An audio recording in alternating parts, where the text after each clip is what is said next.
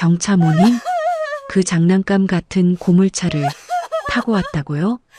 가장 빛나야 할 상견례 날 딸의 하얀 원피스 위로 뜨거운 눈물이 떨어졌습니다. 어머니는 아무 말 없이 딸의 여린 어깨를 감쌌습니다. 사돈들 사람들은 그 모습을 보며 오만한 미소를 지었죠. 격이라는 게 있는 거예요. 차만 봐도 그 집구석 수준을 훤히 알 수 있다고요. 하지만 그들은 몰랐습니다. 그 낡은 경차의 주인 손에 명동의 빌딩 수십 채가 걸린 계약서가 들려있다는 사실을. 가장 소중한 것을 모욕당한 어머니의 분노는 이제 한 가문을 송두리째 무너뜨리는 가장 완벽한 심판이 됩니다. 오늘도 사연 시작합니다. 한적한 주택가 골목에서 주인 손에 반짝반짝 닦여 하얗게 빛나는 경차 모닝 한 대가 조심스럽게 미끄러져 나왔습니다. 운전대를 두 손으로 꽉 붙잡은 박영옥의 얼굴에는 설렘과 긴장이 뒤섞인 묘한 표정이 서려 있었어요.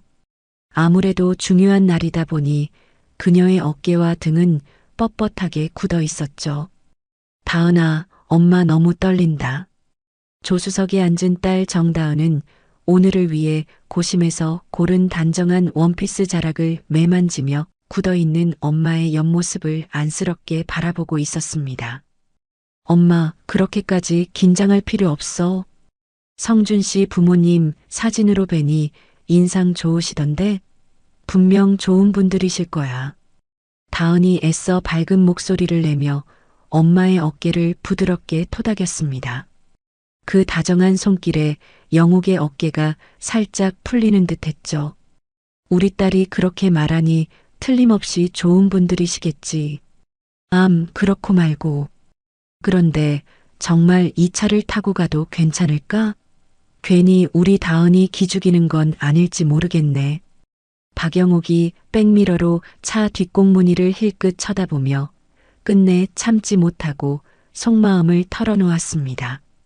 자신이 무시당하는 것은 평생을 겪어 익숙했지만 금지옥엽 키운 딸이 행여나 차 때문에 위축될까봐 그것이 마음에 걸렸던 것이에요. 그 말에 다은은 엄마의 속마음을 다 안다는 듯 따뜻한 미소로 엄마의 불안한 눈을 마주 보았습니다. 엄마, 기죽긴 누가 기죽어. 나는 엄마랑 이 차 타고 가는 지금이 세상에서 제일 행복한데? 그리고 차가 뭐 중요하다고, 마음이 중요하지. 다은이 엄마의 팔에 제 팔을 껴고 머리를 어깨에 기대며 애교스럽게 말했습니다. 딸의 따뜻한 체온과 사랑스러운 말투에 박영옥의 입가에도 그제야 환한 미소가 피어났습니다. 어머, 우리 딸 말하는 것 좀 봐. 그래, 내 말이 다 맞다. 대통령 전용차도 안 부러운 우리만의 최고급 차야. 두 모녀는 서로의 얼굴을 마주보며 소리내어 웃었습니다. 얼마 지나지 않아 하늘을 찌를 듯 웅장하고 화려한 호텔 건물이 시야에 들어왔습니다. 우와, 엄마, 저기 봐. 진짜 크고 멋진 호텔이다. 우리 딸 덕에 엄마가 이런 데도 다 와보고. 박영옥은 감탄하면서도 한편으로는 더욱더 조심스럽게 호텔 입구를 향해 차를 몰았습니다. 호텔 정문에는 제복을 말끔하게 차려입은 발렛 주차 직원들이 서서 손님을 맞이하고 있었거든요. 그 모습에 박영옥은 저도 모르게 마른 침을 꿀꺽 삼켰습니다. 엄마, 나 먼저 내려줘. 내가 먼저 가서 성준 씨 아버님, 어머님께 인사드리고 있을게. 엄마는 주차하고 천천히 와. 다은이 옆에 뒀던 작은 핸드백을 챙기며 재빠르게 말했습니다. 그래, 알았어. 엄마는 주차하고 바로 뒤따라갈게. 어른들 너무 기다리시게 하면 안 되니까 얼른 가. 박영옥이 차에서 내리는 딸의 손을 따뜻하게 한번 꽉 잡아주며 당부했습니다. 다은이 총총걸음으로 호텔 자동문을 향해 걸어갔습니다. 박영옥은 발렛 직원에게 차 키를 건네주려 손을 뻗었다가 순간 망설이며 슬그머니 손을 다시 거두었죠. 저기 혹시 제가 직접 주차하면 안 될까요? 네, 손님. 그럼요. 지하 주차장으로 내려가시면 편하게 주차하실 수 있습니다. 직원은 상냥한 미소와 함께 주차장 입구를 손으로 가리켰습니다. 한편 호텔 레스토랑에서는 성준이 초조하게 시계를 보고 있었어요. 정장을 단정하게 차려입은 그의 뒤로 아버지 최진철과 어머니 김이라가 앉아 있었습니다. 그때 성준의 눈에 레스토랑 입구로 들어서는 다은의 모습이 들어왔습니다. 아, 다은아. 여기야. 성준이 세상을 다 얻은 듯한 표정으로 벌떡 일어나 손을 흔들었습니다. 성준 씨, 일찍 왔네요. 다은이 수줍은 미소와 함께 고개를 숙이며 그에게 다가왔습니다. 아버지, 어머니, 제가 말씀드렸던 정다은입니다. 성준이 잔뜩 긴장한 목소리로 부모님께 다은을 소개했습니다. 처음 뵙겠습니다. 정다은입니다. 다은이 허리를 90도로 굽히며 깍듯하게 인사했습니다.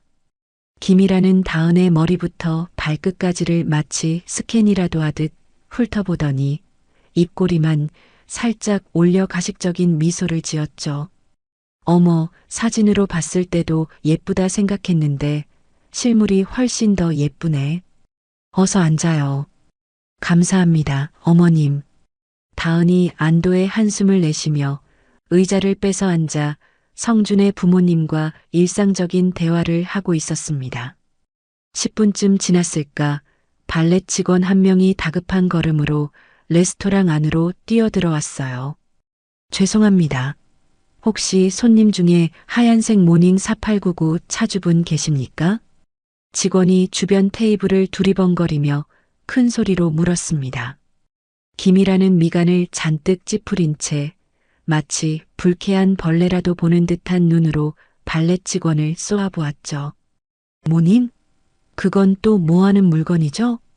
김이라의 목소리에는 서늘한 얼음장 같은 냉기가 흘렀습니다. 아, 그게 국산 경차 브랜드 이름입니다.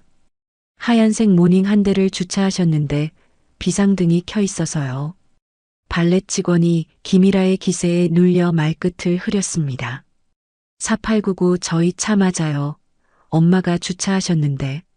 그 말이 끝나기가 무섭게 김이라의 얼굴에서 거진 미소가 싹 사라지고 차가운 분노가 그 자리를 대신했어요.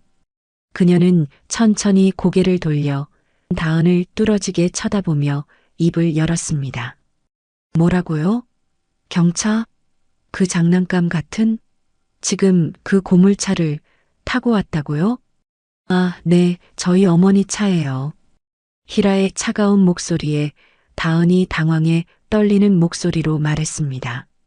그러자 김이라가 갑자기 탁 소리가 나게 테이블을 손으로 내리치며 자리에서 벌떡 일어섰습니다. 뭐 이런 구질구질한 집안이 다 있어. 오늘 이상견례 없던 걸로 할게요. 어머니, 갑자기 왜 이러세요? 성준이 경악하며 어머니의 팔을 붙잡고 말렸습니다. 이거나 우리 최 씨 집안은 저런 깡통차나 굴리는 거지 같은 집안하고는 사돈 맺을 생각 눈곱만큼도 없어. 김이라가 핸드백을 거칠게 낚아채며 소리쳤습니다. 여보, 사람들 다 보는데 왜 이래? 제발 좀 진정해. 최진철이 그제야 신문에서 눈을 떼고 당황하며 아내를 말렸습니다. 진정? 당신 눈에는 이게 진정하게 생겼어요? 격이라는 게 있는 거예요, 격이. 차 한 대만 봐도 그 집구석 수준을 훤히 알 수 있는 거라고요. 김이라의 쩌렁쩌렁한 목소리가 레스토랑 전체에 울려 퍼졌습니다. 다은의 얼굴은 핏기 하나 없이 새하얗게 질려버렸죠. 어머니, 제발 이러지 마세요. 무슨 모닝 타고 왔다고 상견례를 취소해요. 시끄러워.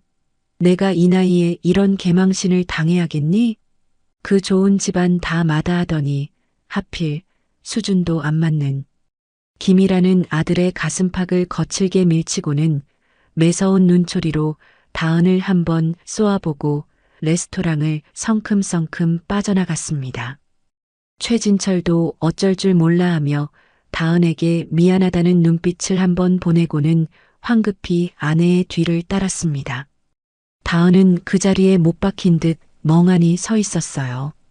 눈앞이 흐려지며 뜨거운 눈물이 뺨을 타고 주르륵 흘러내렸습니다. 다은아, 미안해. 정말 미안해. 우리 엄마가 원래 저런 분이 아닌데. 성준이 다가와 다은의 손을 잡으려 했지만 다은은 자신도 모르게 한 걸음 뒤로 물러섰습니다. 아니에요. 괜찮아요. 성준 씨. 다은은 금방이라도 터져 나올 것 같은 울음을 간신히 참으며 비틀거리는 걸음으로 레스토랑을 나섰습니다. 호텔 입구, 영옥은 주차를 무사히 마치고 잠시 화장실에 들렀습니다. 그리고 나와 상견례 장소인 레스토랑을 찾기 위해 두리번거리고 있었죠. 그때 입구 기둥 옆에 고개를 푹 숙인 채 작게 어깨를 떨고 있는 딸의 뒷모습이 눈에 들어왔죠. 다은아. 불길한 예감에 박영옥이 딸의 이름을 부르며 급하게 다가갔습니다. 다은의 하얀 볼 위에는 굵은 눈물 자국이 선명하게 나 있었어요. 엄마. 딸은 엄마의 얼굴을 보자마자 참고 있던 울음을 와락 터뜨리고 말았습니다. 영옥은 아무 말 없이 딸을 품에 꼭 끌어안았습니다. 딸의 여린 어깨가 안쓰럽게 들썩이고 있었죠. 영문을 알 수 없는 분노와 서름에 박영옥의 손이 부들부들 떨리고 있었습니다. 집으로 돌아오는 하얀 모닝안은 숨막히는 침묵이 흐르고 있었습니다. 조수석에 앉은 다은은 소리 없이 눈물만 뚝뚝 흘리며 빠르게 스쳐 지나가는 창밖 풍경에 시선을 던지고 있었습니다. 한참의 침묵 끝에 다은이 모기만 한 목소리로 간신히 입을 열었습니다.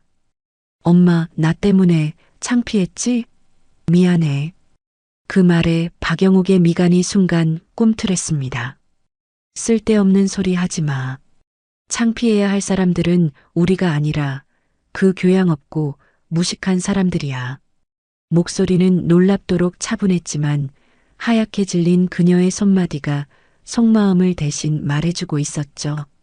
성준 씨는 정말 좋은 사람인데 부모님이 그런 분들일 거라고는 상상도 못했어. 내가 엄마 더 좋은 차 사줬어야 했는데. 엄마 이 차 타고 다니면 그렇게 무시당해? 차가 뭐 그렇게 중요하다고. 다은이 깊은 한숨과 함께 넋두리를 내뱉었습니다. 마침 차가 붉은 신호등에 걸려 멈춰 섰습니다. 영옥은 기어를 중립에 놓고 딸의 차가운 손을 두 손으로 힘주어 꽉 잡았습니다. 정다은, 넌 아무 잘못 없어. 절대로 내 탓이 아니야. 알겠니?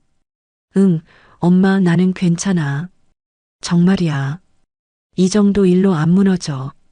다은이 억지로 입꼬리를 올려 웃어 보였지만 그 미소는 금방이라도 부서질 것처럼 위태로워 보였습니다. 영옥은 아무 말 없이 딸의 등을 가만히 토닥여 주었습니다. 하지만 그녀의 머릿속에는 40년 전 자신이 겪었던 끔찍한 모멸의 순간이 어제 일처럼 생생하게 되살아나고 있었습니다. 흙바닥에 무릎을 꿇고 용서를 빌어야 했던 어린 자신과 그 모습을 벌레 보듯 싸늘하게 내려다보던 한 여인의 얼굴이 스쳐 지나갔습니다.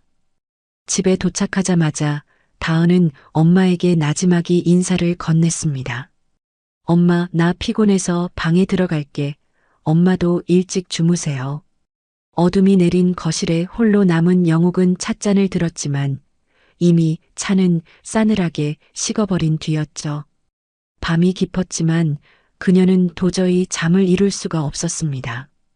결국 그녀는 자리에서 일어나 서재로 향했습니다. 컴퓨터를 켜자 윈도우 시작음이 유난히 날카롭게 들렸어요. 영옥이 독수리 탑업으로 검색창에 또박또박 한 이름을 입력했습니다. 최, 진, 철.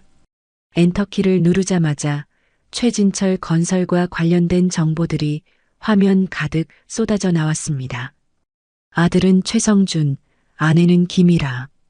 영옥은 화면에 나온 인물들의 관계도를 하나씩 확인하며 옆에 있던 메모지에 중요한 정보들을 빠짐없이 기록했습니다. 그녀는 그렇게 밤을 꼴딱 새우며 최진철 일가와 그의 회사에 대해 샅샅이 파헤쳤습니다. 새벽 5시 정막을 깨고 그녀의 휴대폰이 날카롭게 울렸습니다. 회장님 말씀하신 최진철 건설 정보 모두 정리해서 방금 메일로 보내드렸습니다. 전화기 너머로 젊은 비서의 목소리가 들려왔습니다. 수고했어. 그런데 뭔가 특별한 건 없었나? 영옥의 목소리에는 피곤함 대신 예리한 칼날 같은 기운이 서려 있었습니다. 하나 있습니다. 최진철 건설이 오늘 오전 10시 명동 센터빌딩 인수계약을 체결할 예정입니다. 회사 사활이 걸린 프로젝트라고 하더군요. 비서의 보고에 밤새 충혈되어 있던 영옥의 눈이 번뜩였습니다. 센터빌딩? 그거 김 사장이 가지고 있는 건물이잖아. 맞습니다, 회장님. 최진철이가 무려 6개월 동안 공을 들여 설득한 건이라고 합니다. 영옥이 의자 등받이에 몸을 깊숙이 기대며 잠시 생각에 잠겼습니다. 그녀의 입가에 얼음처럼 차가운 미소가 걸렸죠. 자네, 김 사장 연락처 알고 있지? 네, 회장님. 바로 연결해 드릴까요? 그래. 지금 당장. 영옥이 망설임 없이 말했습니다. 몇 차례의 신호음이 가고 곧 전화가 연결되었습니다. 김 사장, 나 박영옥입니다. 아이고, 박 회장님. 이렇게 이른 시간에 어쩐 일이십니까? 전화기 너머로 잠이 덜 깬 듯한 김 사장의 목소리가 들려왔습니다. 영옥은 바로 본론으로 들어갔습니다. 센터빌딩 말인데 아직 도장 찍은 건 아니죠? 아, 그 건물이요? 허허. 오늘 오전에 최진철 대표하고 계약하기로 했습니다만 최진철이가 얼마를 부르던가요? 예. 아, 200억에 넘기기로 이야기가 됐습니다. 김 사장이 조심스럽게 대답했습니다. 박영옥은 잠시 침묵하더니 상상도 못할 액수를 아무렇지 않게 내뱉었습니다.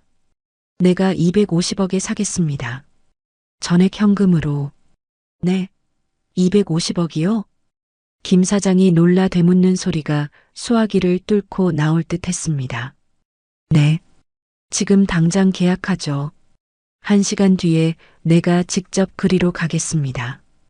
박영옥의 목소리는 지극히 차분했지만 거부할 수 없는 힘을 담고 있었습니다. 아니, 그래도 최 대표와 약속이라는 게 있는데. 김 사장, 비즈니스라는 게 원래 계약서에 도장 찍기 전까지는 아무것도 결정된 게 없는 거 아닙니까? 어떻게 하시겠어요? 박영옥이 단호하게 그의 말을 잘랐습니다. 전화기 너머로 김 사장이 열심히 주파나를 튕기는 소리가 들리는 듯 했죠. 알겠습니다, 회장님. 그럼 8시까지 제 사무실로 와주십시오. 고맙습니다. 그리고 최진철 그 사람이 누가 건물을 샀냐고 묻거든 내 이름을 말해주세요. 박영옥은 전화를 끊자마자 비서에게 다시 전화를 걸었습니다. 지금 당장 센터빌딩 매매 계약서 준비하고 현금 250억 인출해. 1시간 안에 내 차 트렁크에 실어놔. 네, 회장님. 바로 준비하겠습니다. 그리고 오전 10시 최진철은 인생 최고의 날을 맞이한 사람처럼 들뜬 마음으로 센터빌딩 앞에 섰습니다. 그는 가벼운 발걸음으로 김 사장의 사무실 문을 두드렸죠. 김 사장님, 나 최진철입니다. 아, 최 대표님. 어서 오십시오. 김 사장이 어색하고 미안한 표정으로 최진철을 맞았습니다. 하하, 오늘이 바로 그날이군요. 지난 6개월 동안 정말 고생 많으셨습니다. 최진철은 활짝 웃으며 가방에서 두툼한 계약서 뭉치를 꺼냈습니다. 최 대표님, 정말 죄송하게 됐습니다만. 김 사장이 고개를 숙이며 말끝을 흐렸습니다. 네, 무슨 말씀이신지. 그건 이미 다른 분께 팔렸습니다. 김 사장의 말에 최진철의 얼굴이 순식간에 잿빛으로 변하며 굳어졌습니다. 무슨 말씀이십니까? 지금 우리가 약속한 게 있지 않습니까? 최진철이 버럭 소리를 질렀습니다. 죄송합니다. 200억보다 훨씬 좋은 조건을 제시하셔서 저도 어쩔 수가 없었습니다. 김 사장이 고개를 조아리며 말했습니다. 대체 누굽니까? 어떤 놈이 감히 내 계약을 중간에서 가로챈 거냐고. 최진철이 분노로 부들부들 떨며 주먹을 꽉 쥐었습니다. 박영옥이라는 분입니다. 김 사장의 대답에 최진철은 그 이름이 누구인지 기억해내려 애썼지만 도무지 떠오르지 않았습니다.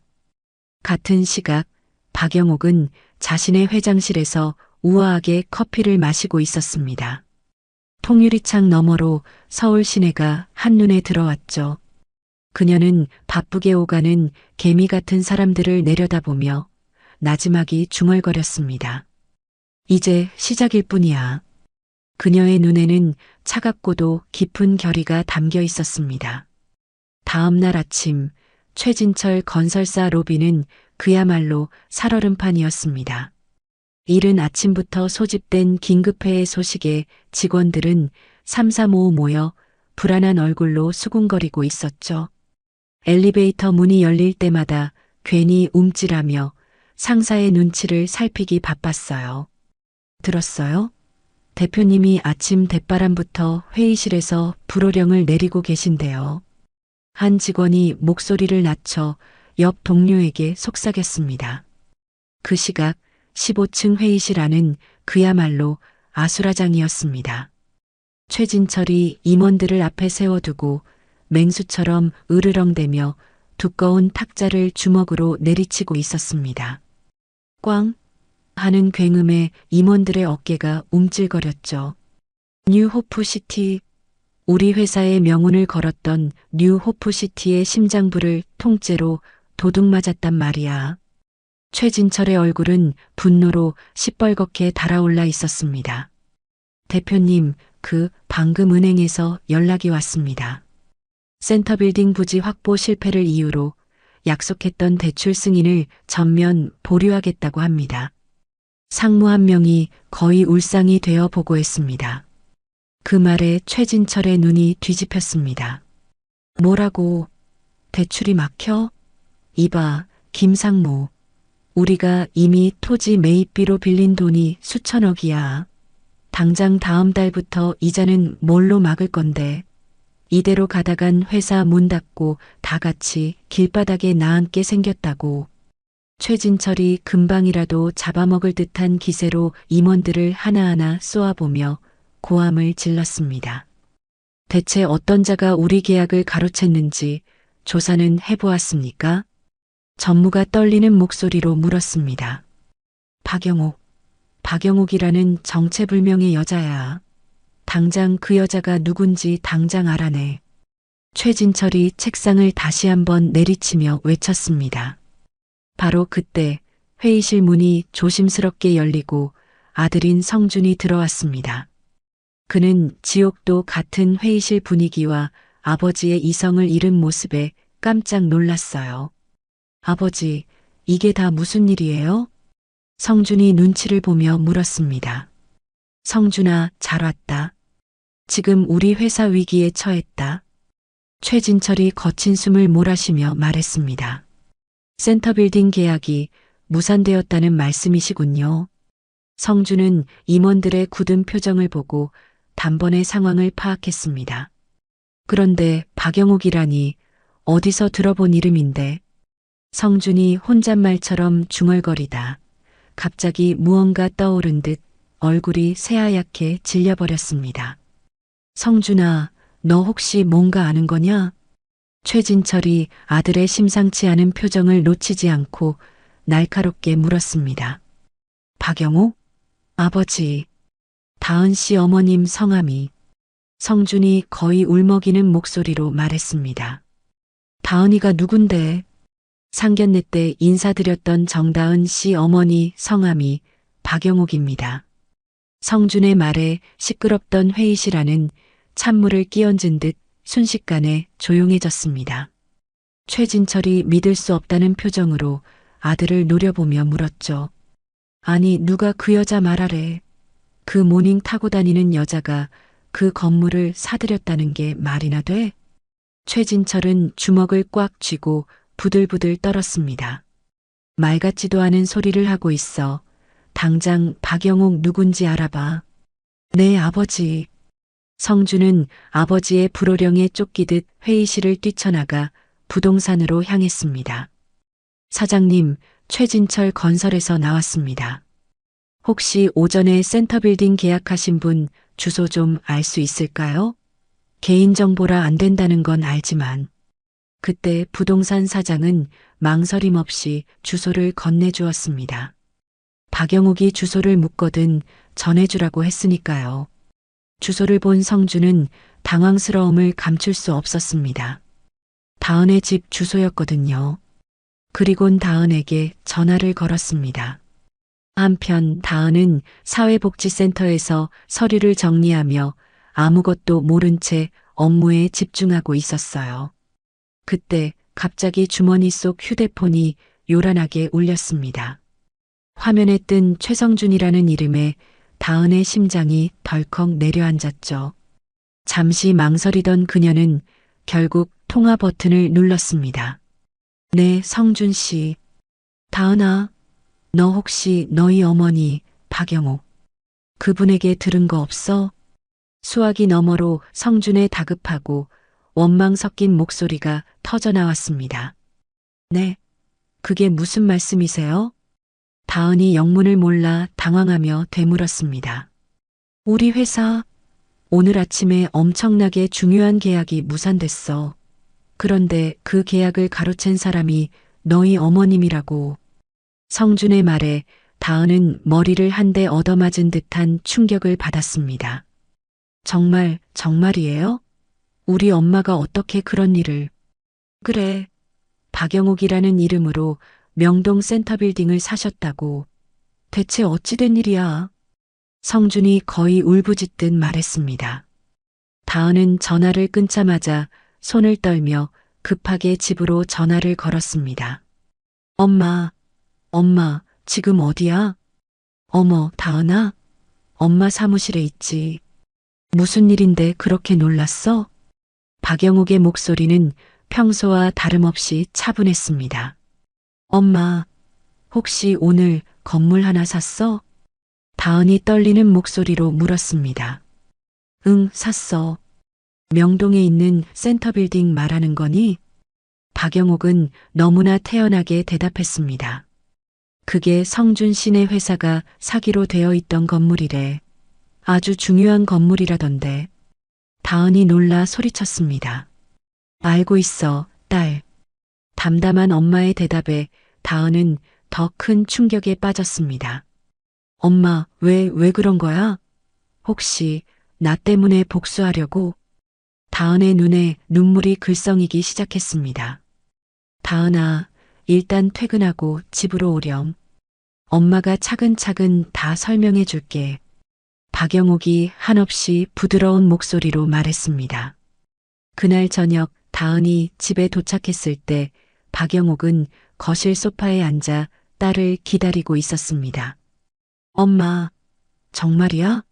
엄마가 정말 그런 일을 한 거야? 다은이 가방도 내려놓지 않은 채 엄마에게 달려가며 물었습니다. 다은아, 이리 와서 앉아.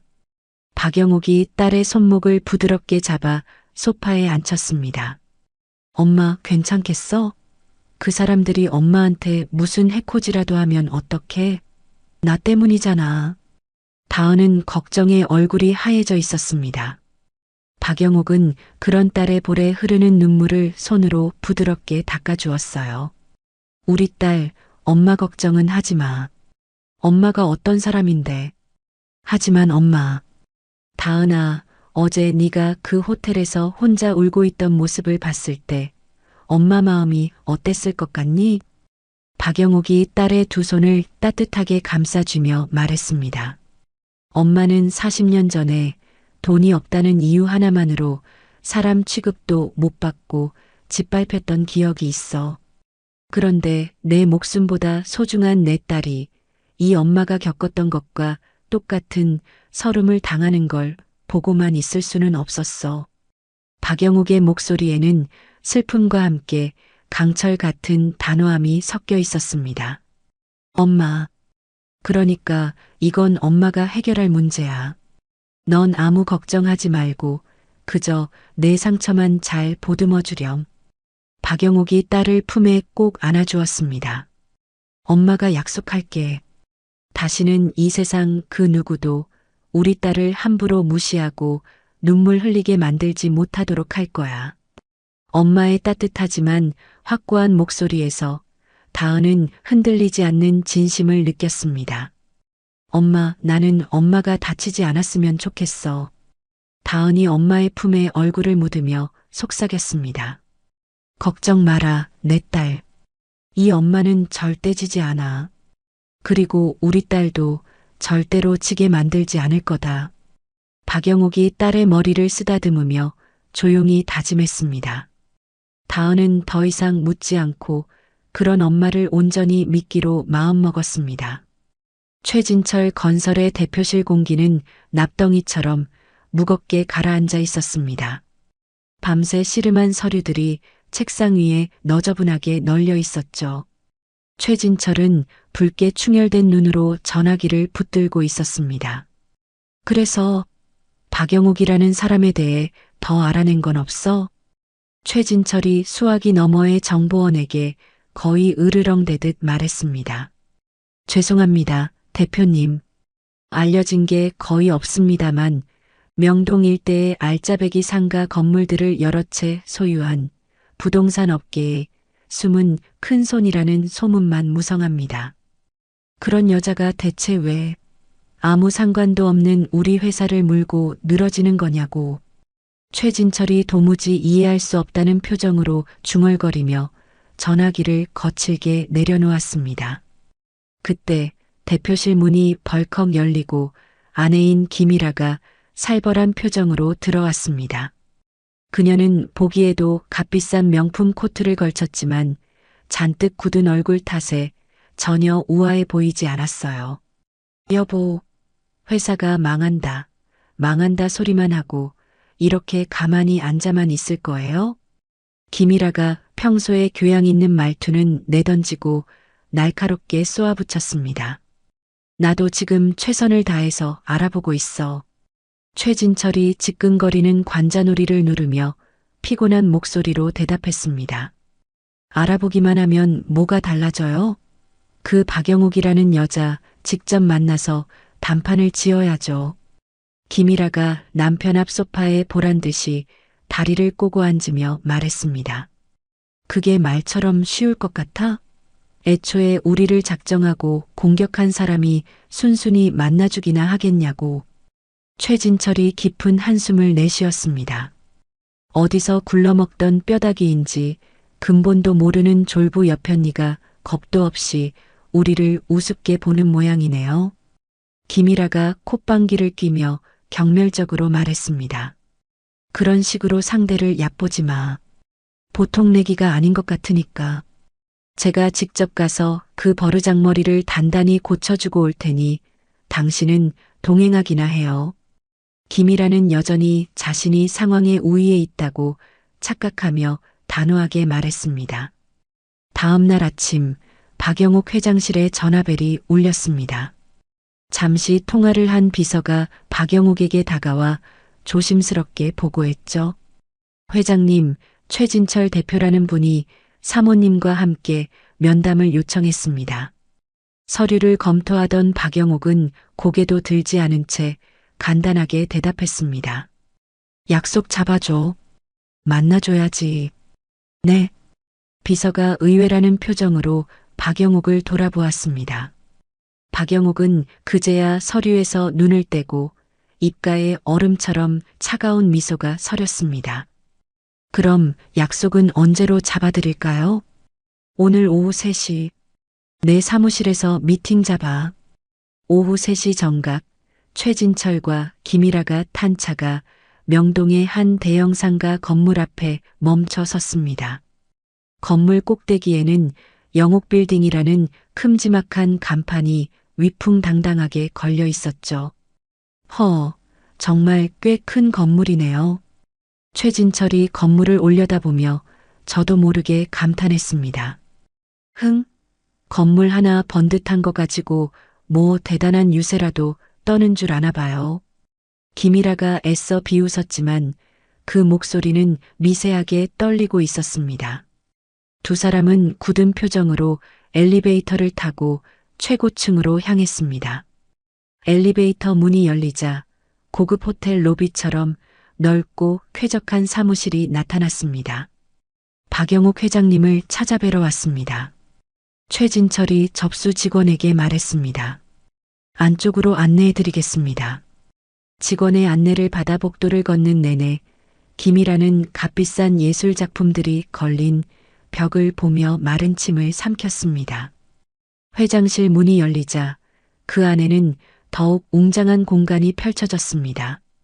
방 한쪽 벽면 전체가 통유리창으로 되어 있어 명동 거리가 시원하게 내려다 보였죠. 잠시만 기다려 주십시오. 회장님 곧 오실 겁니다. 직원이 정중하게 인사하고 나갔습니다.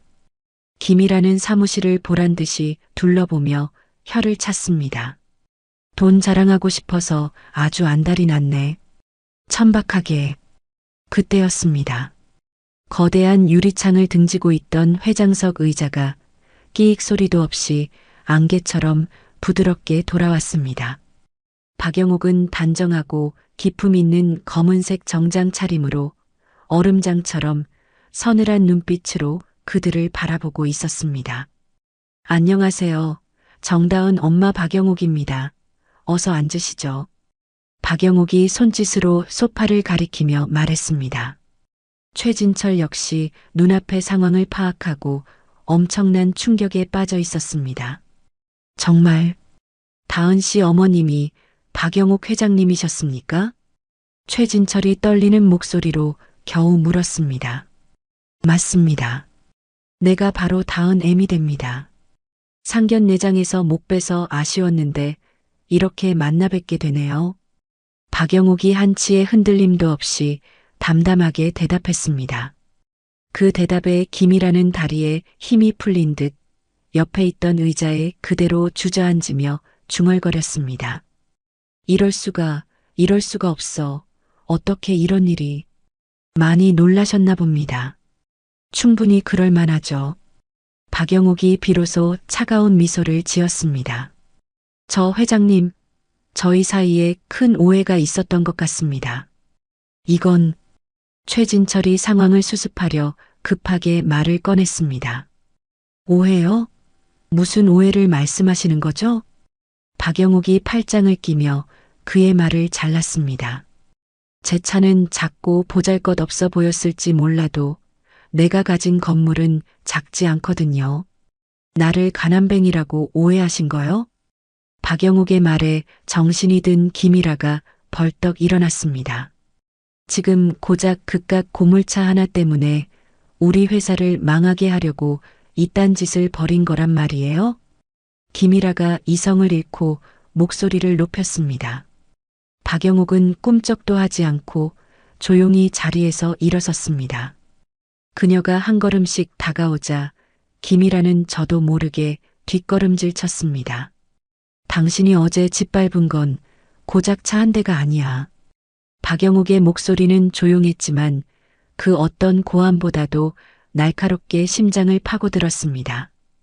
그건 내 딸의 진심이었고 짓밟힌 내 딸의 눈물이었으며 내 지난 인생 전부였지. 서늘한 음성에 김일아의 얼굴이 공포로 하얗게 질렸습니다. 그때 최진철이 허리를 굽히며 다급하게 말했습니다. 죄송합니다. 저희가 사과드리겠습니다. 사과요? 이제 와서? 박영옥이 코웃음을 쳤습니다. 그녀는 자신이 우습게 보고 함부로 대했던 상대가 감히 범접할 수 없는 존재였음을 김이라는 뼈저리게 깨달았습니다. 당신들이 내 딸에게 무슨 짓을 했는지 그 눈으로 똑똑히 되돌려받게 될 겁니다. 박영옥이 차갑게 말하며 창밖으로 시선을 돌렸습니다. 사무실에는 오직 최진철 부부의 거친 숨소리와 절망적인 침묵만이 흘렀습니다. 시간은 40년을 거슬러 올라가 1985년 11월 차가운 바람이 부는 한겨울이었습니다. 아직 어둠이 채 가시지 않은 새벽의 동대문 시장은 하루를 준비하는 상인들의 움직임으로 분주하게 깨어나고 있었죠. 하지만 시장 한 구석, 금방이라도 허물어질 듯 낡은 천막 아래에는 작은 그림자 하나가 웅크리고 있었어요. 올해로 겨우 20살이 된 소녀, 박영옥이었습니다. 누가 봐도 얇아 보이는 낡은 외투 하나를 몸에 단단히 여민 채 소녀는 온몸으로 새벽의 추위를 견뎌내고 있었습니다. 오늘도 어떻게든 버텨야 해. 영옥은 시뻘겋게 꽁꽁 얼어버린 제 손의 뜨거운 입김을 호 불어넣으며 중얼거렸습니다. 그녀의 앞에는 삐걱거리는 작은 리어카 한 대가 있었고 그 위에는 어젯밤 도매상에 가서 간절하게 사정해 외상으로 떼어온 양말과 속옷들이 가지런히 정돈되어 있었죠. 영옥은 목청을 가다듬고 터져나오는 기침을 애써 참으며 있는 힘껏 소리쳤습니다. 양말 사세요. 따뜻하고 질 좋은 양말이 왔습니다. 하지만 아직 동이 트지 않은 이른 시간이라 물건을 사러 나온 손님보다는 바쁘게 움직이는 상인들이 대부분이었습니다. 아이고, 저 어린 것이 벌써부터 장사하는 것 좀 보게. 두툼한 목도리를 두른 한 아주머니가 혀를 끌끌 차며 영옥의 앞을 지나갔습니다. 부모님은 다 어디 계시고 저 고생을 한다? 네. 영옥이 무어라 대답해야 할지 몰라 고개를 들어 아주머니를 바라보았습니다. 아니다 됐어. 먹고 살기 힘든 세상이지, 아주머니는 괜한 말을 했다는 듯 고개를 저으며 바쁜 걸음으로 사라졌습니다. 영옥은 혼자라는 사실을 들키지 않으려 더욱더 조심했습니다. 어리고 의지할 곳 없는 혼자라는 것을 아는 순간 더 무시하거나 함부로 물건을 훔쳐가려는 나쁜 사람들이 시장에는 너무나도 많았으니까요. 학생, 이 양말은 얼마요? 그때 한 중년 남성 손님이 다가와 물었습니다.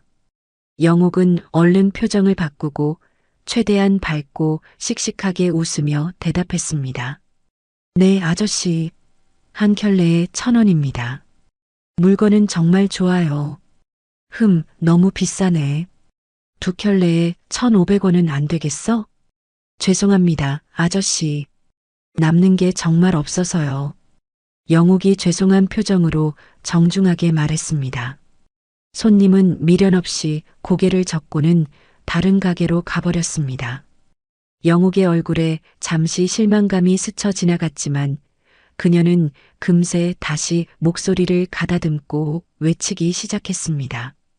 점심시간이 되어 시장 골목에 맛있는 음식 냄새가 진동했지만 영옥은 자리를 뜰 수가 없었습니다. 잠시라도 자리를 비우면 리어카 위의 물건들을 도둑맞을까봐 무서웠기 때문이죠. 배고파. 꼬르륵 소리를 내는 배를 작은 손으로 움켜쥐며 굶주림을 참았습니다. 어제 저녁에 먹은 식빵 한 조각이 전부였어요. 하루 종일 엄발을 동동 구르며 벌어들인 돈은 고작 3,000원이 전부였죠. 오늘은 이걸로 만족해야지. 영옥이 꼬깃꼬깃한 1,000원짜리 3장을 세며 씁쓸하게 웃었습니다. 그녀는 무거운 리어카를 끌고 시장 뒤편 재개발을 기다리는 텅 빈 상가 건물로 향했습니다. 차가운 시멘트 바닥 위로 낡고 해진 담요 한 장을 깔고 누우며 영옥은 고된 하루의 끝을 맞이했습니다. 등을 파고드는 냉기에 온몸이 덜덜 떨렸지만 그녀는 이를 악물고 참았습니다. 괜찮아. 언젠가는 반드시 번듯한 내 가게를 갖고 말 거야. 영옥은 어둠 속에서 희미하게 보이는 천장을 바라보며 굳게 다짐했습니다. 다음 날 새벽 5시 영옥은 어김없이 자리에서 일어나 새로운 하루를 준비했습니다. 어린 소녀의 고독하지만 위대한 전쟁이 다시 시작되는 순간이었습니다. 하늘에서는 한방눈이 섞인 진눈깨비가 쉴 새 없이 흩날렸고 바닥은 질척이는 흙탕물로 변했죠. 양말 사세요. 따뜻한 겨울 양말 사세요.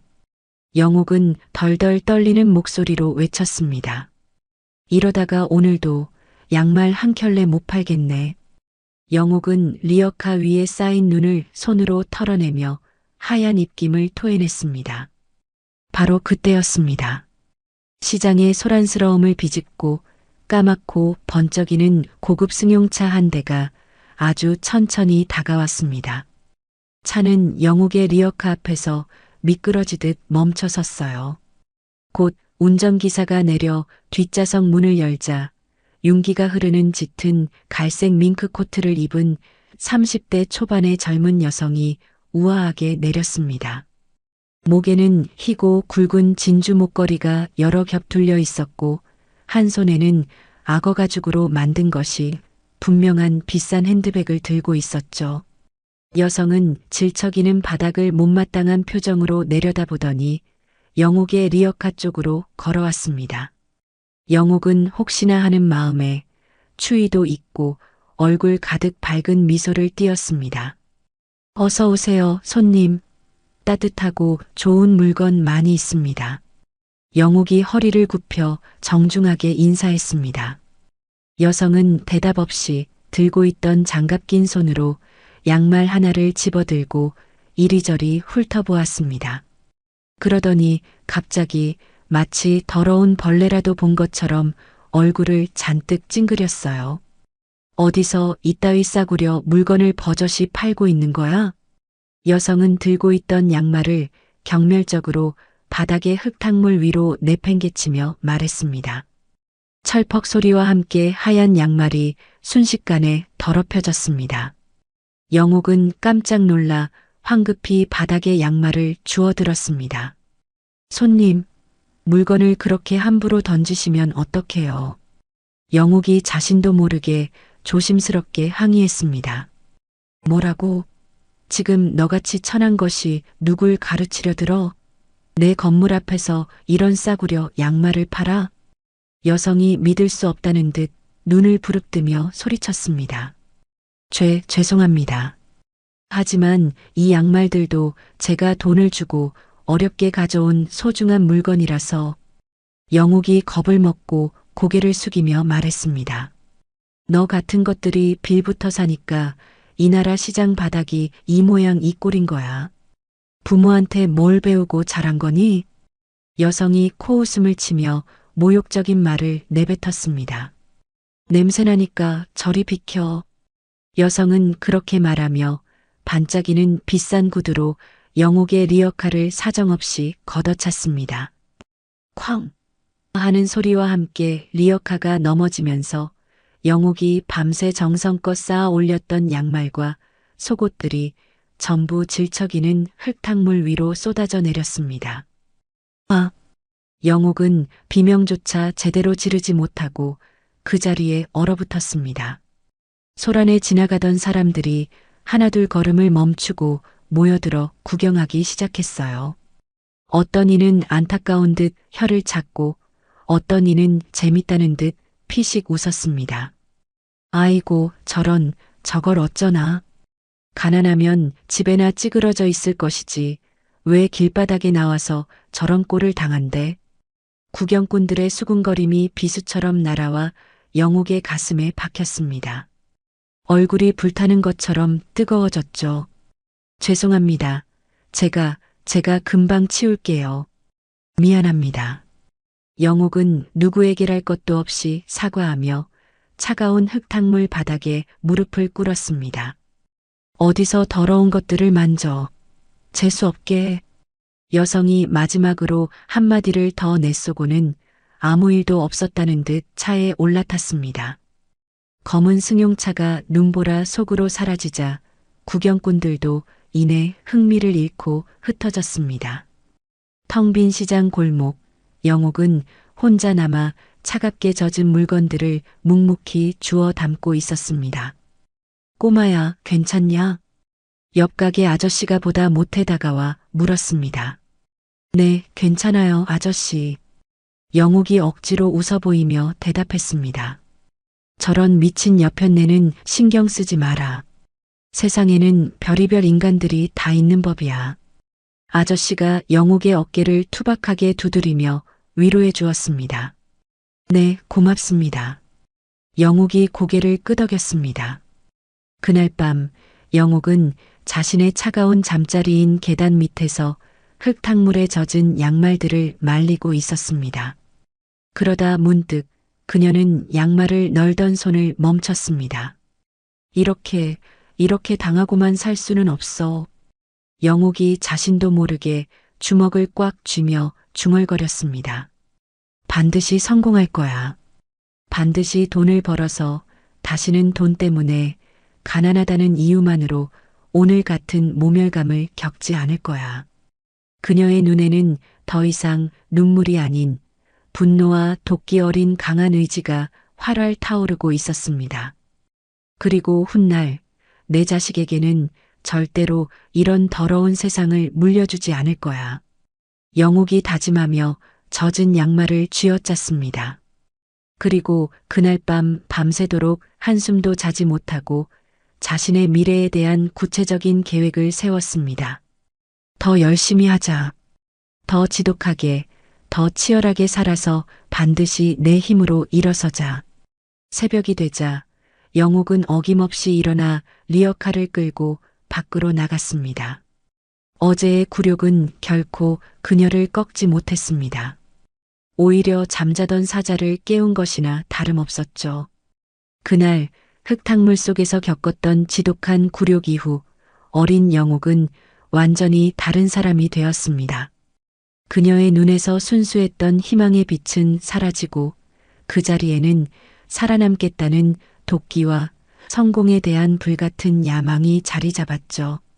그날부터 영옥은 잠자는 시간과 먹는 시간을 쪼개가며 미친 듯이 일에만 매달렸습니다.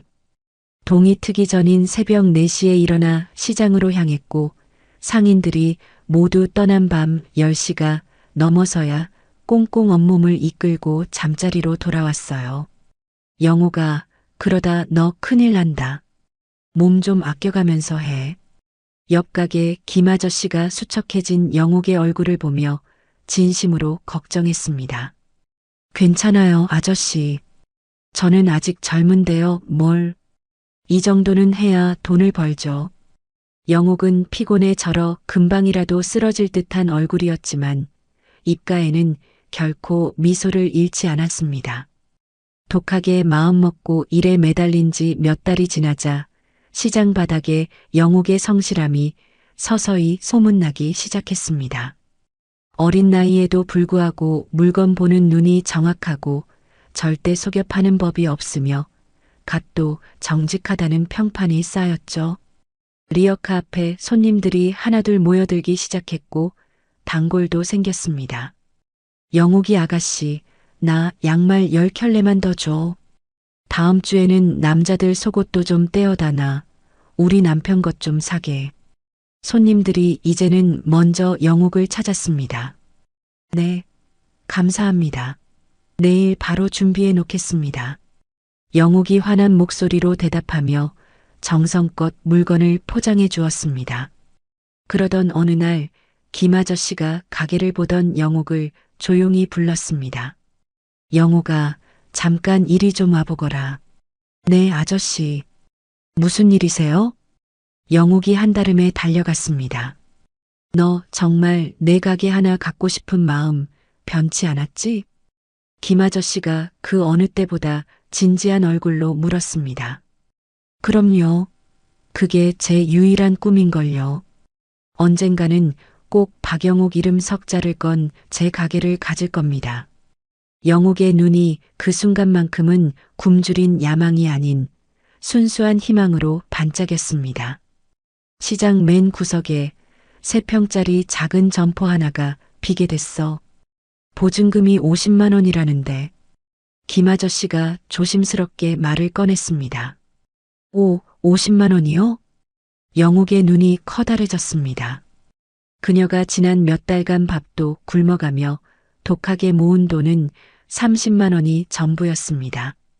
그녀의 얼굴에 스치는 실망감을 읽은 김 아저씨가 따뜻하게 웃었습니다. 내가 20만 원 보태줄게. 아저씨가 그냥 주는 건 아니고 빌려주는 거니까 나중에 돈 많이 벌어서 꼭 갚아야 한다. 정말이세요, 아저씨? 정말 저한테 그런 큰 돈을 빌려주시는 거예요? 영옥은 자신의 귀를 의심하며 믿을 수 없다는 표정으로 되물었습니다. 그럼 내가 거짓말하는 거 봤냐? 네가 지난 겨울부터 얼마나 독하게 살아왔는지 이 아저씨가 다 봤어. 너 같은 애는 반드시 성공해야지. 김 아저씨가 영옥의 작은 어깨를 툭툭 두드려 주었습니다. 영옥의 눈에서 뜨거운 눈물이 핑 돌았습니다. 일주일 후 영옥은 난생 처음으로 자신의 가게를 얻게 되었습니다.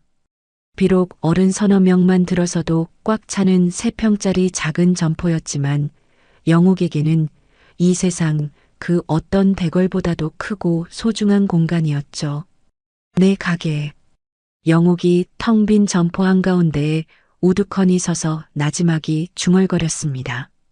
그 순간 그동안 참아왔던 모든 서름과 기쁨이 한꺼번에 터져 나오며 눈물이 뺨을 타고 주르륵 흘러내렸습니다. 며칠 뒤 가게에는 영옥상회라는 소박한 간판이 달렸습니다. 영옥은 자신의 이름이 적힌 간판을 올려다보며 결국 간판을 붙잡고 어린아이처럼 엉엉 소리 내어 울었습니다. 가게를 연 지 몇 년이 지나 영옥은 시장에서 배달 일을 하던 성실하고 착한 정씨 성을 가진 총각을 만났습니다. 그는 묵묵히 영옥의 일을 도와주었고 두 사람은 자연스럽게 서로에게 힘이 되어 주었죠. 그리고 3년 후 딸 다은이가 태어났습니다. 아가, 우리 딸. 영옥은 자신을 쏙 빼닮은 갓난아기 다은을 품에 안고 감사와 행복의 눈물을 흘렸습니다. 하지만 그 행복은 그리 오래가지 못했습니다. 평소 몸이 약했던 남편이 지병이 악화되어 다은이가 겨우 3살이 되던 해에 차갑게 세상을 떠나고 만 것입니다. 여보, 눈 좀 떠봐요. 영옥은 남편의 싸늘한 손을 붙잡고 목 놓아 울었습니다. 홀로 어린 딸을 키워야 했던 영옥은 더욱더 치열하게 장사에 매달렸습니다. 갓난아기 다은을 포대기에 들쳐 업고 새벽 도매시장을 누볐고 가게 한편에 이불을 깔아놓고 다은이를 재우며 밤늦게까지 가게를 지켰죠. 엄마가 돈 많이 벌어서 우리 다은이 이 세상 누구보다 행복하게 해줄게. 영옥은 포대기 속에서 잠든 딸에게 매일같이 속삭이며 스스로를 다잡았습니다. 영옥상회는 동대문 시장에서 가장 좋은 물건을 가장 정직하게 파는 곳으로 입소문이 나기 시작했습니다. 손님들이 가게 앞에 길게 줄을 서서 물건을 사가는 날이 점점 늘어났죠. 어린 다은이는 엄마의 가게 한편에 쌓인 옷가지들 위에서 잠이 들고 그림을 그리며 성장했습니다. 영옥은 돈을 모을 때마다 더 크고 목이 좋은 가게로 옮겨갔고 장사에 천부적인 재능을 보이며 사업을 조금씩 확장해 나갔습니다. 그렇게 동대문 시장의 작은 영옥상회는 세상의 모진 풍파로부터 그녀와 어린 딸의 삶을 지켜주는 유일하고도 가장 튼튼한 성이었습니다. 그로부터 10년이라는 세월이 쏜살같이 흘러갔습니다. 동대문 시장의 작은 영옥상회에서 시작한 영옥의 장사 수완은 의류업을 넘어 부동산 투자라는 새로운 영역으로 뻗어나갔죠. 그녀는 지난 세월 시장 바닥에서 몸으로 익힌 상인들의 마음과 돈의 흐름을 읽는 법을 10분 활용했습니다. 동대문과 명동 일대의 낡았지만 목이 좋은 상가들을 그녀는 망설임 없이 하나씩 사들이기 시작했습니다. 이 건물도 위치나 유동 인구를 보니 괜찮겠는데? 영옥이 명동의 한 상가 건물을 날카로운 눈으로 훑어보며 말했습니다. 역시 회장님의 안목은 따라갈 자가 없습니다. 다들 거들떠보지도 않던 곳인데 회장님 손만 거치면 황금알을 낳는 거위가 되니 말입니다. 옆에 있던 부동산 중개업자가 감탄하며 아첨했습니다. 평생을 길 위에서 장사한 사람입니다. 상인들의 마음을 아니까 어떤 자리가 사람을 부르고 돈을 부르는지 보이는 것뿐이죠. 영옥이 부드러운 미소를 지으며 대답했습니다. 몇 년이 채 지나지 않아 박영옥은 서울 시내 요지의 여러 채의 상가 건물을 소유한 수백억대 자산을 지닌 거부가 되었습니다. 하지만 그녀의 생활은 시장에서 리어카를 끌던 시절과 크게 다르지 않았어요. 여전히 검소한 옷차림을 하고 화려한 사치와는 거리를 두었습니다. 엄마, 이제 제발 좀 편하게 사세요. 돈도 이렇게 많이 버셨는데 왜 아직도 그렇게 고생만 하려고 해요? 어느덧 훌쩍 자라 어엿한 대학생이 된 다은이 엄마의 거칠어진 손을 보며 속상한 듯 말했습니다. 어머, 우리 다은이가 엄마 걱정도 다 해주고. 다 컸네. 엄마는 지금이 제일 편하고 좋아. 영옥이 그런 딸이 대견하다는 듯 머리를 부드럽게 쓰다듬으며 웃었습니다. 다은은 대학에서 사회복지학을 전공하며 자신보다 어려운 사람들을 돕는 삶을 살고 싶어 했습니다. 영옥은 그런 딸의 선택을 그 누구보다 기뻐하며 전적으로 지지해 주었죠. 다은아, 돈보다 사람이 먼저라는 걸 절대 잊으면 안 된다. 돈은 있다가도 없는 것이지만 사람은 한번 잃으면 다시 얻지 못해. 영옥이 딸에게 늘 입버릇처럼 강조하던 말이었습니다. 네, 엄마. 저도 엄마처럼 따뜻한 사람이 될래요. 다은이 고개를 끄덕이며 환하게 대답했습니다. 시간이 흘러 다은이 대학을 졸업하고 사회복지사로 취직해 첫 월급을 받던 날이었습니다. 다은은 월급을 받자마자 엄마에게 전화를 걸어 단단히 경고했죠. 엄마, 내가 집에 간다고 할 때까지 절대로 어디 나가면 안 돼. 꼭 집에만 있어야 해. 왜 그러니? 무슨 큰일이라도 있는 거야? 영옥이 웃으며 물었습니다. 묻지 말고 그냥 집에 꼼짝 말고 계세요. 다은은 제 할 말만 하고는 급하게 전화를 끊었습니다. 1시간쯤 지났을까 다은이 헐레벌떡 집으로 들어왔습니다. 그녀의 손에는 하얀색 경차 키가 들려 있었어요. 엄마, 이거 받아. 다은이 엄마의 손바닥 위로 차 키를 조심스럽게 올려놓았습니다. 다은아, 이게 뭐니? 영옥이 이게 무엇인지 알면서도 떨리는 목소리로 물었습니다. 내 첫 월급으로 산 엄마 차야.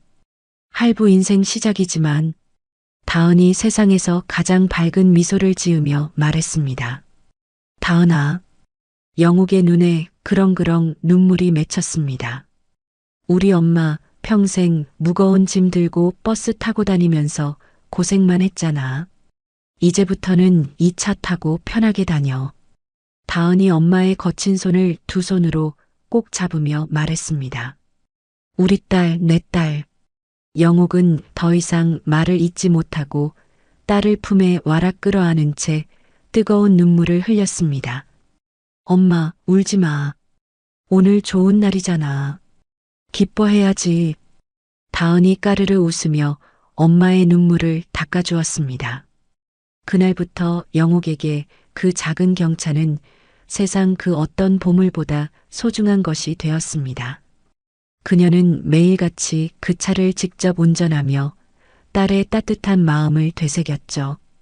이 차가 엄마한테는 세상에서 제일 비싸고 좋은 차야. 영옥은 운전대를 쓰다듬으며 혼잣말로 중얼거리곤 했습니다. 다은이 최성준이라는 반듯한 청년을 만나 사랑에 빠졌을 때도 영옥은 진심으로 딸의 행복을 빌어주었습니다. 엄마, 성준 씨는 정말 착하고 좋은 사람이에요. 다은이 수줍게 얼굴을 붉히며 말했습니다. 그래, 우리 딸 마음을 훔쳐간 남자라니 어디 얼마나 좋은 사람인지 봐야겠네. 우리 딸이 좋아하면 틀림없이 좋은 사람이겠지. 영옥이 따뜻한 미소로 대답했습니다. 자신이 겪었던 가난과 멸시를 딸은 전혀 모른 채 이렇게 밝고 건강하게 자라준 것만으로도 영옥은 세상 모든 것을 가진 기분이었습니다. 다은이 너만 행복할 수 있다면 엄마는 그걸로 충분해. 그녀는 딸이 평생 자신처럼 돈 때문에 눈물 흘리는 일 없이 사랑받으며 행복하게 살기만을 바랐습니다. 그것이 지난 40년간 모질게 살아온 자신에게 주어진 가장 큰 선물이라고 생각했죠. 상견례 날짜가 잡히고 영옥은 설레는 마음으로 딸과 함께 입고 갈 옷을 고르며 행복한 미래를 그렸습니다. 그 행복했던 기억의 끝에서 박영옥의 시선은 싸늘한 현재로 돌아왔습니다. 회장실의 화려한 풍경과 그녀 앞에 죄인처럼 고개를 숙이고 있는 최진철과 김일아의 모습이 다시 시야에 들어왔죠. 그녀는 천천히 고개를 들어 공포에 질려 떨고 있는 김일아의 얼굴을 빤히 쳐다보았습니다. 값비싼 옷과 보석으로 치장했지만 그 거만하고 경멸적인 표정, 사람을 벌레 보듯 내려다보는 그 오만한 눈빛. 바로 그 순간 박영옥의 머릿속에서 모든 조각이 맞춰졌습니다. 너였구나. 김일아의 얼굴 위로 40년 전 그 눈보라 치던 날 동대문 시장의 흙탕물 속에서 어린 자신을 무참히 짓밟고 경멸의 말을 내뱉던 그 밍크코트 여성의 얼굴이 선명하게 겹쳐 보였습니다. 자신의 딸에게 씻을 수 없는 상처를 준 원수가 바로 40년 전 자신의 인생을 송두리째 바꿔놓았던 그 악연의 장본인이었던 것입니다. 40년 전 그날 동대문의 진창 속에서 내 꿈을 짓밟았던 사람이 무슨 소리를 하는 거야. 김일아가 당황하며 소리쳤지만 그녀의 목소리는 공포로 심하게 떨리고 있었습니다. 방금 전까지는 당신들 회사를 그냥 이쯤에서 끝내주는 것도 자비일까 생각했습니다. 그녀의 목소리에 최진철과 김이라는 마른 침을 삼켰습니다. 그런데 생각이 바뀌었어요. 당신들에게는 그런 자비조차 과분하다는 걸 방금 깨달았거든. 박영옥이 천천히 몸을 돌려 그들을 바라보았습니다. 그녀의 눈에는 더 이상 분노가 아닌 차가운 경멸만이 가득했습니다. 그러니 이제 돌아가세요. 그리고 기다리세요. 아주 천천히 그리고 고통스럽게 당신들이 평생 동안 쌓아 올린 모든 것이 어떻게 조각조각 부서져 내리는지 내가 똑똑히 보여드릴 테니. 박영옥의 말은 사형 선고나 다름없었습니다.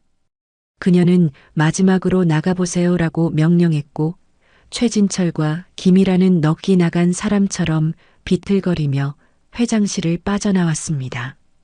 다음 날 최진철 건설사의 분위기는 그야말로 장례식장이나 다름없었습니다. 활기 넘치던 복도는 오가는 사람 없이 쥐 죽은 듯 조용했고 직원들은 저마다 제자리에서 파산 신청 절차나 다른 회사 채용 공고를 몰래 검색하기 바빴죠. 어쩌다 복도에서 마주치기라도 하면 그들은 마치 죄인처럼 서로의 눈을 피하며 수군거렸습니다. 들었어? 오늘 아침에 주가가 또 반토막 났대. 주요 거래처에서 전부 계약 해지 통보 보냈다던데 이러다 정말 이번 주를 못 넘기고 회사 망하는 거 아니야? 절망적인 목소리들이 사무실 곳곳에서 유령처럼 떠다녔습니다. 같은 시각 최진철의 호화로운 저택 거실에서는 부부싸움이 한창이었습니다. 당신 때문에, 당신 하나 때문에 우리 가문이, 우리 회사가 전부 망하게 생겼다고. 최진철이 소파에 무너져 내리듯 주저앉으며 고함을 질렀습니다. 뭐라고요? 지금 이게 다 내 탓이라는 거예요? 그깟 시장 바닥에서 구르던 여편네 하나 제대로 처리 못해서 이 사달을 낸 건 당신이잖아요. 김이라 역시 한치도 물러서지 않고 맞받아치며 소리를 높였습니다. 그깟 시장 여편네, 그 여자가 지금 우리 목에 칼을 들이밀고 있는데 아직도 정신을 못 차려. 그래서 어쩌라고요? 어디서 굴러먹던지도 모르는 천박한 졸부한테 가서 무릎이라도 꿇고 빌기라도 하란 말이에요?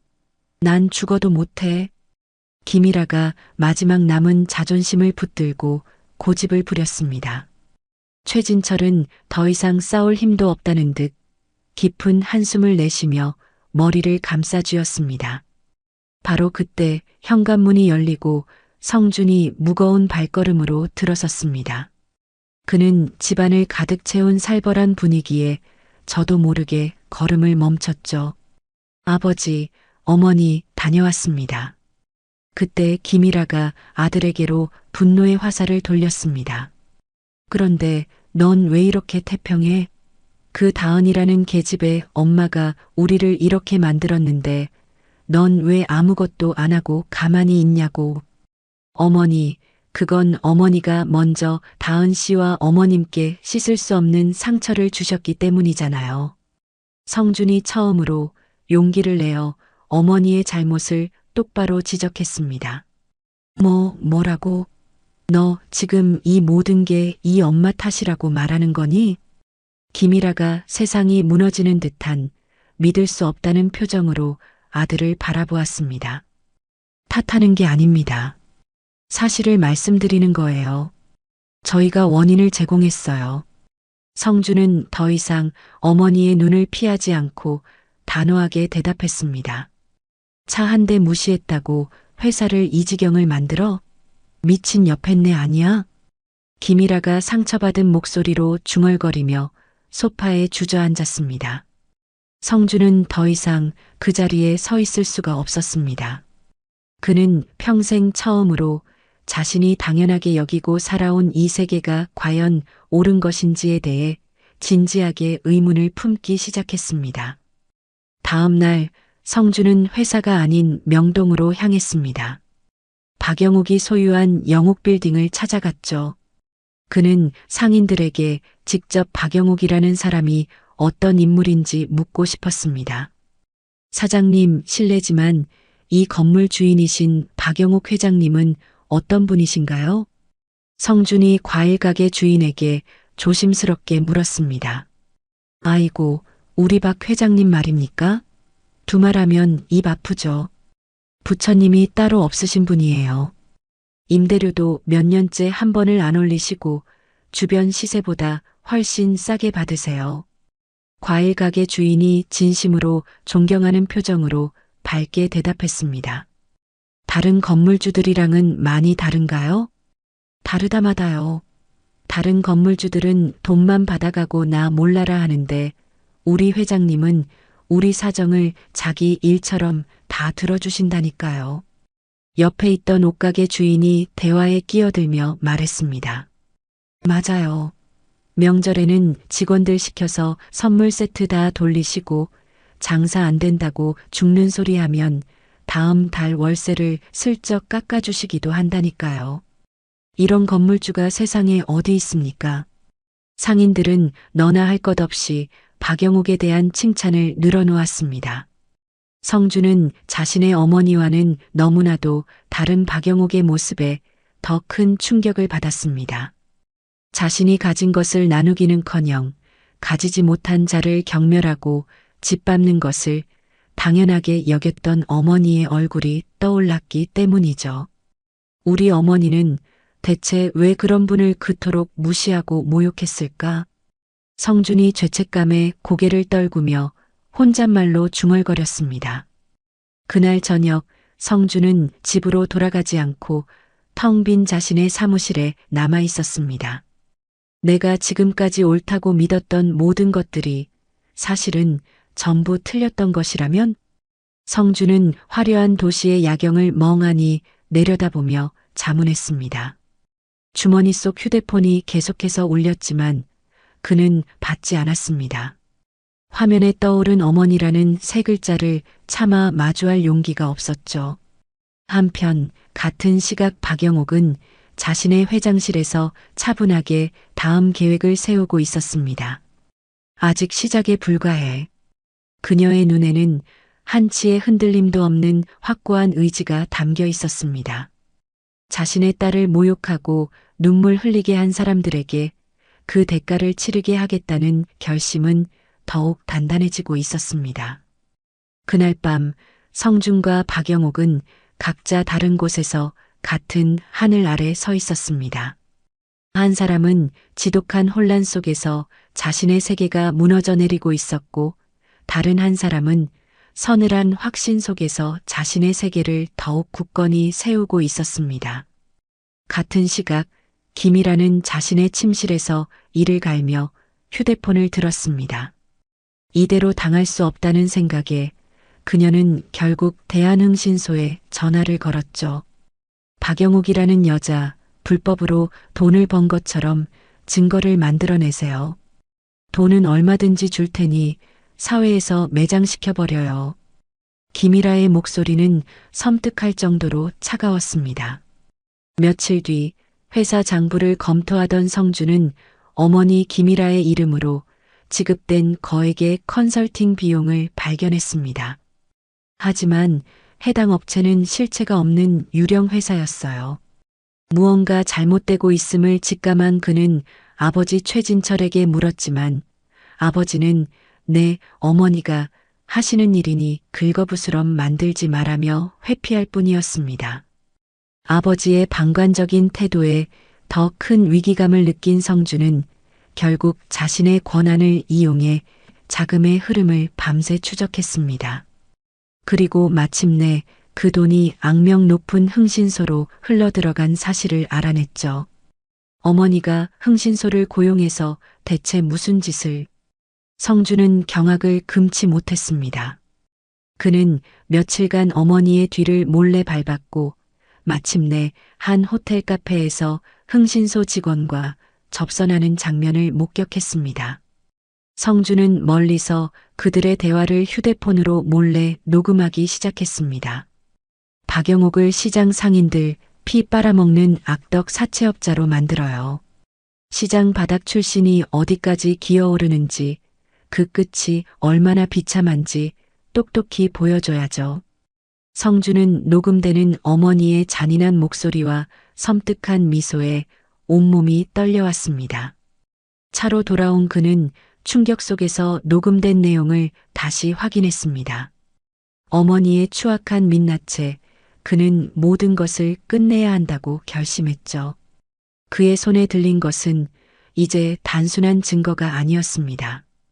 그것은 자신의 가족이 저지른 죄를 고발하고 망가진 정의를 바로 세워야 하는 무거운 책임이었습니다. 이 모든 걸 다은이와 박영옥 회장님께 알려드려야 해. 성준은 떨리는 손으로 휴대폰을 들었습니다. 마음은 천근만근 무거웠지만 옳은 일을 해야 한다는 신념만큼은 확고했습니다. 며칠 밤낮을 뜬 눈으로 세우며 고뇌하던 성준은 마침내 떨리는 손으로 다은에게 전화를 걸었습니다. 다은아, 나야. 부탁이 있어. 어머님과 함께 나를 한번 만나줄 수 있을까? 그의 목소리는 절박했습니다. 다은은 잠시 망설였지만 그의 진심 어린 목소리에 결국 약속을 잡았습니다. 다음 날 오후 약속한 카페에 박영옥과 다은이 앉아 있었습니다. 곧이어 며칠간의 고뇌가 얼굴에 고스란히 드러난 수척한 모습의 성준이 들어섰습니다. 그는 두 사람 앞에 서서 깊이 고개를 숙였습니다. 회장님, 다은아. 두 분께 저희 가족의 죄를 사죄하러 왔습니다. 성주는 자리에 앉자마자 가방에서 서류 뭉치와 휴대폰을 꺼내 테이블 위에 올려놓았습니다. 저희 어머니께서 두 분께 용서받을 수 없는 죄를 저지르려 했습니다. 그가 내민 서류에는 대한흥신소의 이름과 함께 박영옥의 뒷조사 내용 및 조작 계획이 상세히 적혀 있었습니다. 어머니는 회장님을 불법 사채업자라는 누명을 씌워 사회적으로 매장시키려 했습니다. 이 녹음 파일도 들어보십시오. 성준이 건넨 휴대폰에서 재생된 파일 속에는 박영옥을 모함하는 김일아의 잔인한 목소리와 섬뜩한 웃음소리가 선명하게 담겨 있었습니다.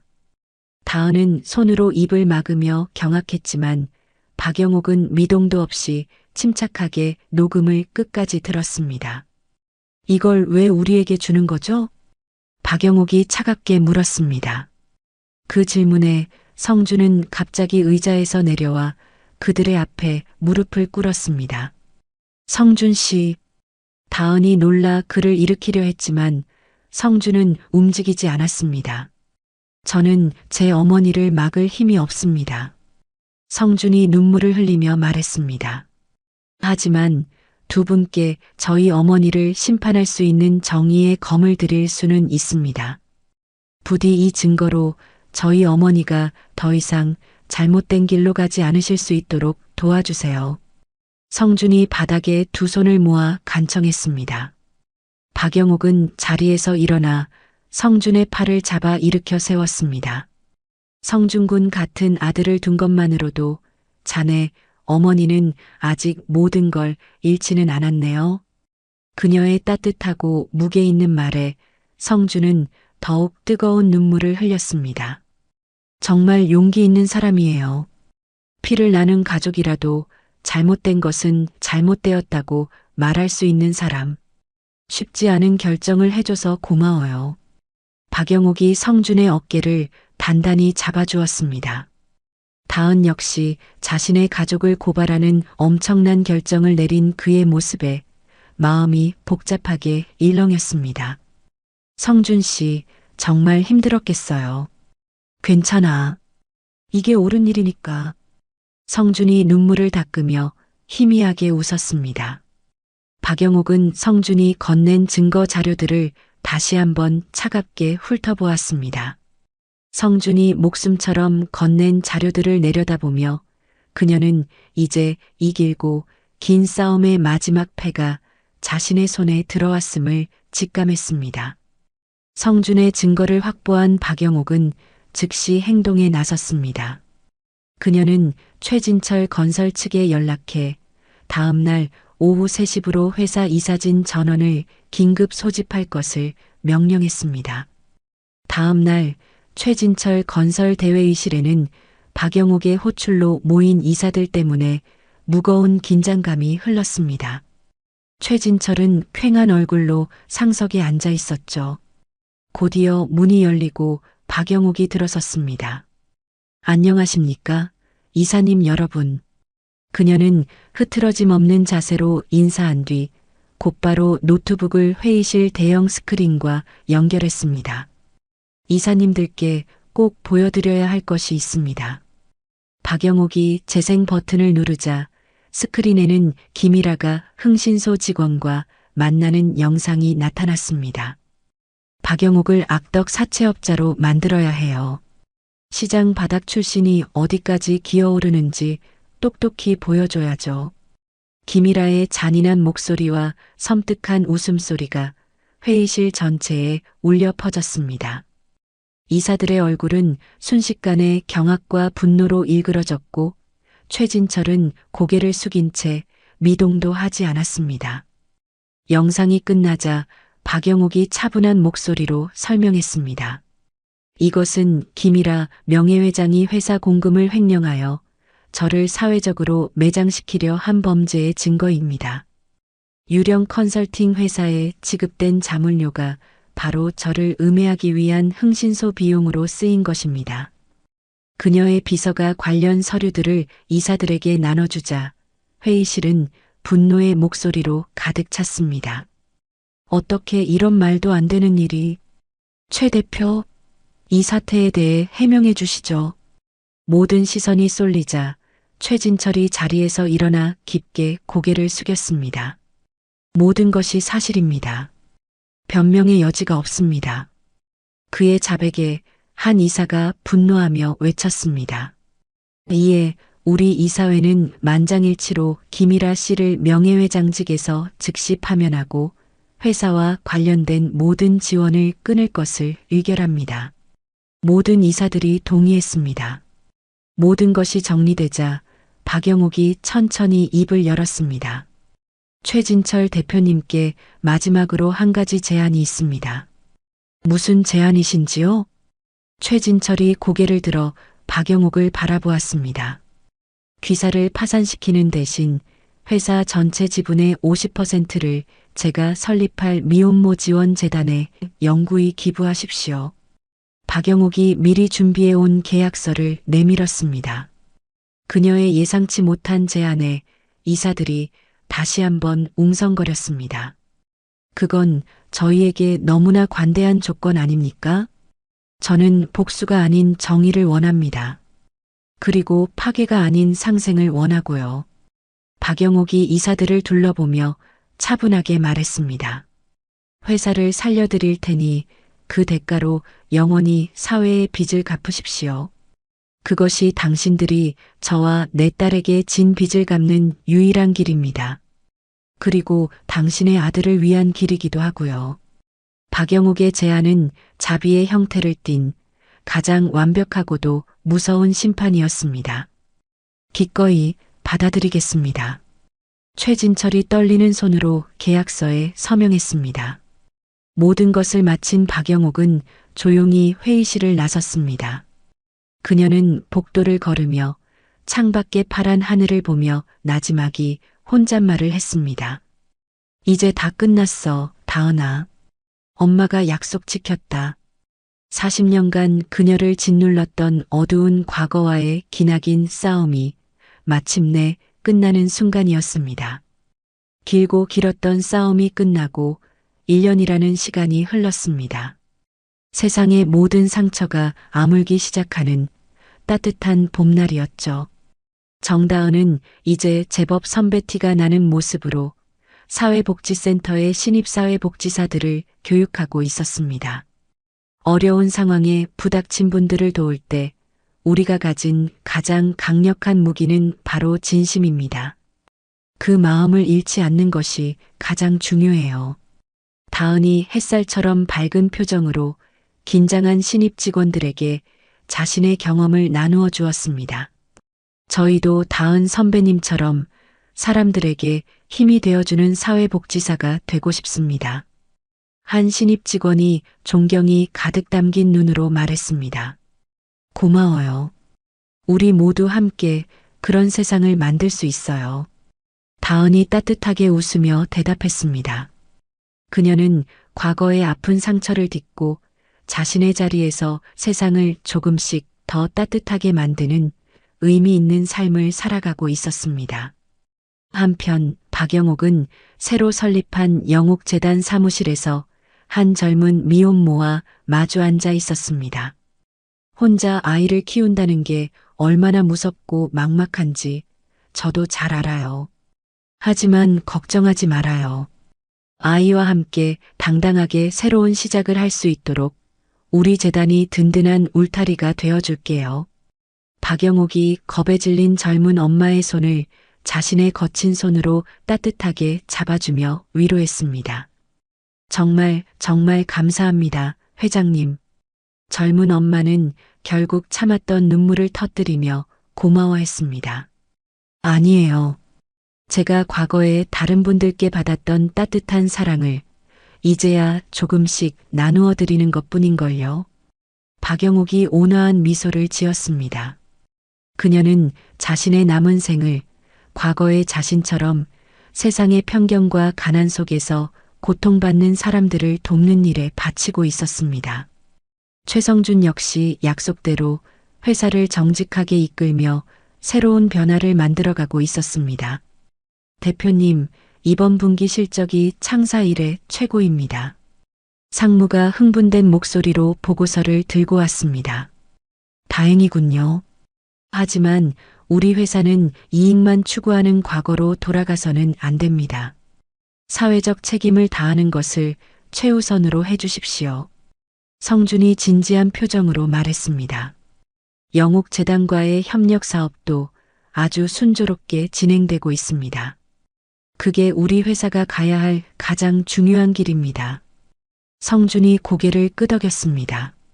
그는 재단의 든든한 동반자로서 진정한 기업인의 길을 걷고 있었습니다. 한편 그의 어머니였던 김이라의 삶은 산산조각이 나고 말았습니다.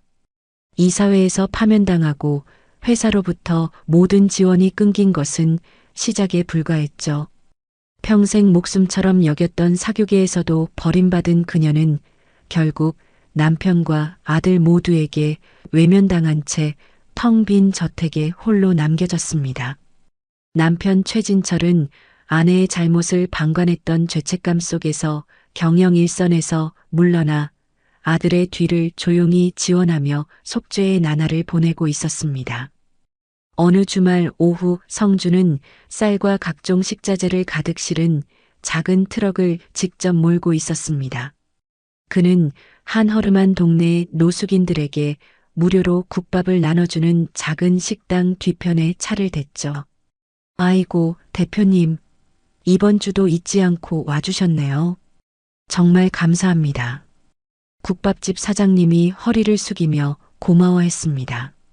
아닙니다, 사장님. 제가 해야 할 일을 하는 것뿐인걸요.